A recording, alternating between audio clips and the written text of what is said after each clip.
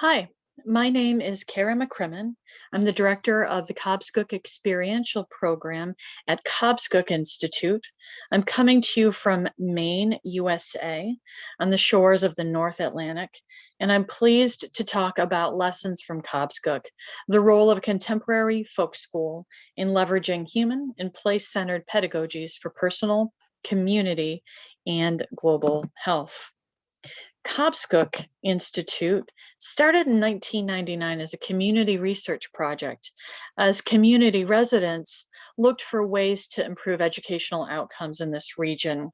Their research led them to pedagogies that would allow them to improve education options for people of all ages. They developed a mission, a vision, and values, and by 2004, a campus to call home and from which programs could emerge and live. Our mission is to create responsive educational opportunities that strengthen personal, community, and global well-being. Our vision is of a community that respects people and planet and inspires, supports, and sustains people to achieve their greatest potential. We also have a set of values that we aspire to operate by across all of our programs and across our internal operations. Our vision for our values follows the format of a First Nations medicine wheel. To the north is peace, to the east is honesty, to the south is respect, and the west is empowerment. We work to carry these values in our meetings, in our programs with younger students, and in our community programs. They're aspirational, and we work toward them on a daily basis. Cobscook Institute is in the homeland of the Wabanaki people. Our campus is on unceded land for the Passamaquoddy, who have made this region of the planet their home since time immemorial. It's important to us in our work that we start to recognize the impact of colonization on First Nations people. And as a primarily white-led organization to do work to decolonize our operations. Part of that is recognizing whose homeland we live on and start to investigate ways to decolonize our own operations. The pedagogies that we access today are those that are relevant, representational, and relational. Relevant in that they're meaningful to the learner and related to place. Representational in that learners are honored for who they are and see their cultures, their histories, their backgrounds reflected in the learning environment.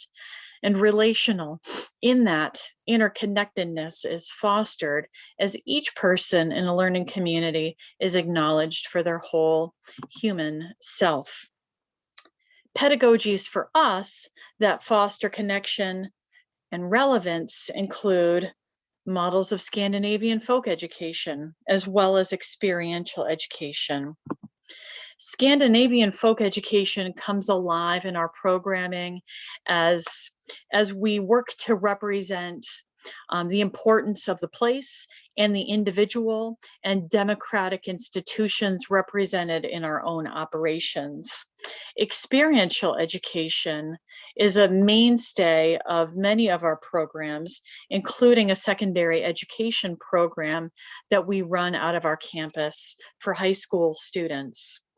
In both of these models, Scandinavian folk education and experiential education, participants learn through direct experience, either from the landscape, from one another, or through the culture. In that, learning becomes relevant and meaningful as participants have experiences with each other in the home places that are important to them. We also work to leverage representational pedagogies to foster equity and healing. As I mentioned, This region of the planet is the homeland for the Wabanaki people. And so digging into indigenous models of education is important. If we don't, students don't see themselves, their cultures, their histories represented in the educational options available to them. And we do a disservice by not making schools, as Carolyn Shields says here, places of liberation, equity, and social justice for all students. It's also important for us to recognize students that come from other minority or marginalized groups, whether it's the First Nations people who call our region home since before Europeans came, to other students, more recent immigrants, and also LGBTQI students. They need to see themselves represented and honored and respected in the learning community. Without that, it literally can be life and death for some of these students. We also work to leverage relational pedagogies, where trust is held at the forefront, and where all participants, educators and students, are invited to come as their whole person. So we, in our programs at Cobscook, work to bring our whole selves. In many of our programs, in our intentional learning community programs, we have a motto that students are teachers and teachers are students. We all have responsibility to one another in the learning community. As an educator myself, I appreciate being able to bring my whole self, being able to teach chemistry one day, read literature another day, and then play with my students. They get to see every part of me and I get to see every part of them. And through that, we develop deep relationship. Our students regularly describe to visitors that school for them feels like home.